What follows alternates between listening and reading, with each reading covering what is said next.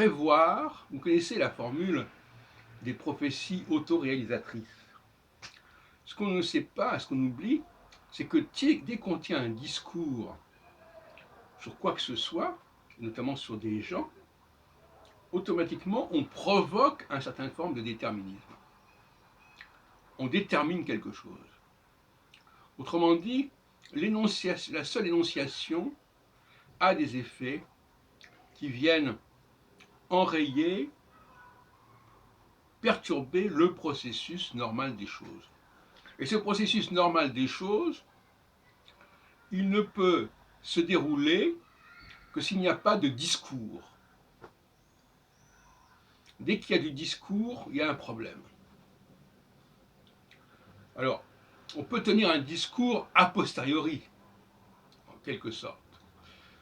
Mais là encore, ce discours a posteriori, il va être connu aujourd'hui. Et donc il va avoir un impact aujourd'hui aussi. Autrement dit, ça c'est un problème assez grave, il faudrait que certaines recherches ne soient pas vulgarisées, ne soient pas dévoilées au grand public. Une grande partie des travaux scientifiques dans le domaine des sciences sociales devraient rester secrètes, entre guillemets, c'est-à-dire non dévoilées, parce que dans les sciences sociales, tout dévoilement d'une théorie ou d'une analyse vient transformer et modifier l'objet étudié. Et c'est vrai dans tous les domaines. Alors, on en arrive à cette conclusion, à savoir que dans bien des cas, il ne faut rien dire. Par exemple, au niveau de la théorie du genre, eh bien, en réalité, ce qu'il faut conclure, c'est qu'il ne faut pas dire quoi que ce soit. Il faut laisser les choses se faire d'elles-mêmes. Mais en même temps, certaines personnes qui craignent la vérité vont justement s'ingénier à dire des choses, ne serait-ce que pour dire qu'il n'y a rien à comprendre, ou qu'il n'y a rien à chercher, qui est aussi une façon de déterminer quelque chose. Donc on n'en sort pas, parce que les gens sont très ambivalents à ce sujet. À la fois, on peut dire en effet, laissons les choses se faire,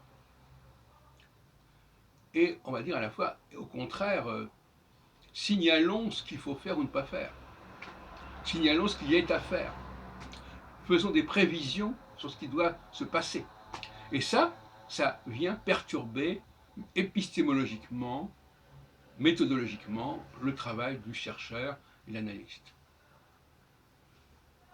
Autant quand on parle des minéraux ou des végétaux, ça ne va pas affecter le comportement des minéraux et des végétaux, semblerait-il. Autant lorsqu'on parle des animaux, à la limite, c'est pareil, encore que, mais quand on parle à des êtres humains, dans une langue qu'ils connaissent, si on en parle dans une langue qu'ils ne connaissent pas, c'est une autre affaire. Par exemple, quand les savants écrivaient en latin, ça n'était pas connu nécessairement des gens qui ne connaissaient pas le latin. Et c'est peut-être préférable, parce que, je répète encore une fois, tout n'est pas bon à dire, tout n'est pas bon à annoncer. Alors je prendrai deux exemples pour illustrer mon propos très brièvement.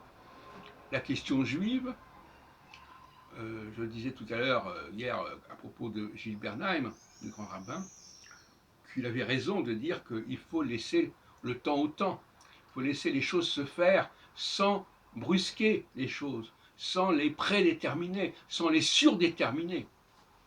Et puis il y a la question des femmes, il y a la question de l'astrologie, c'est-à-dire qu'effectivement, si je fais une prévision, mais une prévision c'est simplement, si je dis à quelqu'un quelque chose à son sujet, à son propre sujet, je le détermine et je vais perturber son fonctionnement normal, sa conscience, le développement normal de sa conscience.